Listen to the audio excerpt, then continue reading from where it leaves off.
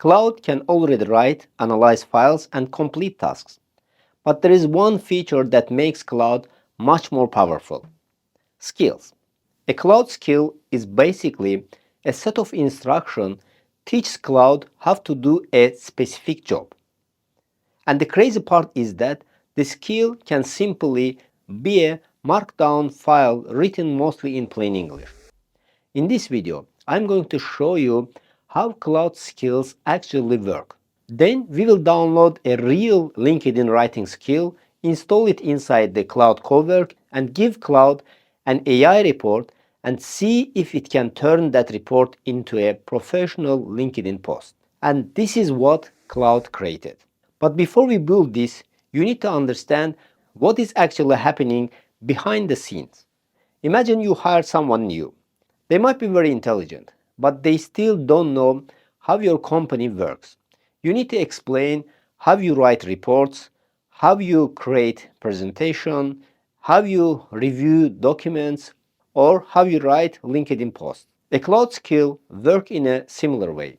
Instead of explaining same process every time you start a new task, you define those instructions once. Claude can then reuse them whenever they are relevant. Without skill, you might need to write a huge prompt every time. You explain the structure, the tone, the steps, the rules, and maybe even give it examples. Then tomorrow you have to do almost same thing again. With skills, you move that knowledge into a reusable file. So instead of putting everything into every prompt, Claude can load those instructions when they are actually needed. And this is where it gets really interesting. A skill can simply be a file called SKILL.md. At the top of file, we normally have some metadata. Things like the name of skill and the description explaining what that skill does and when Claude should use it. Then below that, you have actual instructions, the workflow, the rules, examples, things Claude should do, and the things Claude should avoid. So basically, you are documenting how a specific job should be performed. But there is one important detail here. Claude does not need to load every skill completely every time you send a prompt. That would be waste of a lot of context. Instead, Claude can know at a high level which skills are available. Think of that like a menu. Claude knows that it has a PDF skill, it has PowerPoint skill, it has LinkedIn skill, it has Excel skill. Then you say, for example, write a LinkedIn post, Claude understands that, and LinkedIn skill is relevant and can load detailed instructions for that specific skill. This is basically context engineering. You give the model enough information to understand what's available, but only load the detailed knowledge when it is actually needed. There are also different types of skills. First, you have built-in skills. This can help Claude work with things like documents, spreadsheets, presentations, and PDFs. Then you have custom skills. These are the skills you create yourself for your own workflows. And this is where things become really powerful, because you can teach Claude exactly how you or your company works. And finally, you have third-party skills created by other people and companies. But enough theory. Let's actually give a Claude a new skill. For this example, I created a very simple folder. Inside this folder, I have AI industry report. What I want Claude to do is read this report, find interesting information, and then use LinkedIn writing skill to turn that information into a LinkedIn post. First, I'm going to open Claude Cowork. Then I'm going to give Claude access to this folder. And this is important. I don't need to give Claude access to my entire computer. I only need to give it access to the specific folder required for this task. Now, Claude can access the AI report inside this folder. The next thing that we need is the skill itself. There are different websites and repositories where people publish Claude skills. For this example, I'm going to use a LinkedIn post writing skill.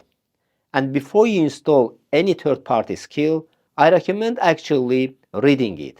Do not blindly give an AI an agent instruction created by someone you don't know.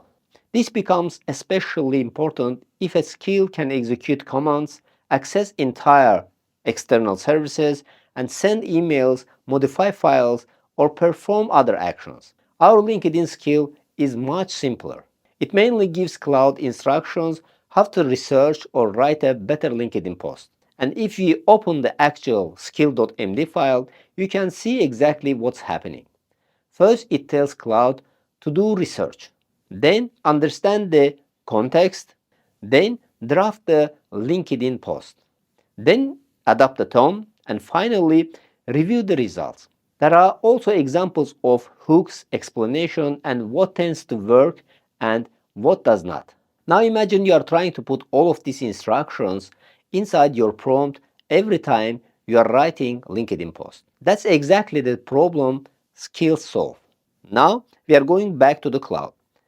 I will open the Customize, then Skills, then I will choose Upload Skill. And I'm going to upload this SKILL.md file. And that's basically it. Cloud now has access to our LinkedIn writing skill. Now we can actually test it. And I'm going to ask Cloud to read the State of AI report and draft a LinkedIn post about an interesting insight related to AI agents. And I want to start with a strong hook. And I also want to write the post in my voice. Notice that my prompt itself is actually quite simple. That's because a lot of the instructions about how to write the post are already inside the skill. Let's go ahead and run this and watch what happens. Cloud recognizes the LinkedIn skill and it starts reading the PDF. It breaks the job into different steps, and because the skill contains its own process, Cloud is not relying only on my short prompt. It has additional instructions telling it how this LinkedIn writing process should work. And this is one of the most important ideas to understand. Your prompt tells the cloud what you want. The skill tells cloud how the work should be done. Cloud might also ask for some additional context. For example, it might ask what angle we want to take with the post or what our relationship is with the topic. And this actually makes sense. If I'm asking Cloud to write in my voice, it needs some information about who I am and why I'm talking about this topic. So I'll tell Cloud that I am an AI educator and researcher. Now it continues working. It reads the report, it uses the LinkedIn skill, it drafts the post, and it reviews the result against the instructions inside that skill. And here's the final result. Cloud starts with a strong statistic from the report. 88% of organizations say they are using AI, and only 7% have fully scaled it.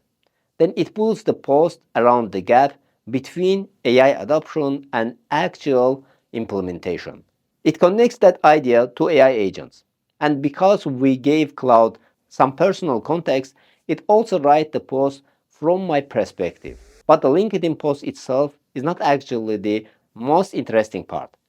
The interesting part is the architecture behind it. We gave the cloud three things. First, the files, that gives the cloud the information it needs to work with.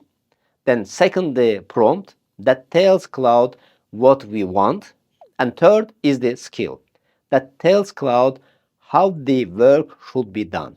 Files provide the information, prompt provides the goal, and the skill provides the process.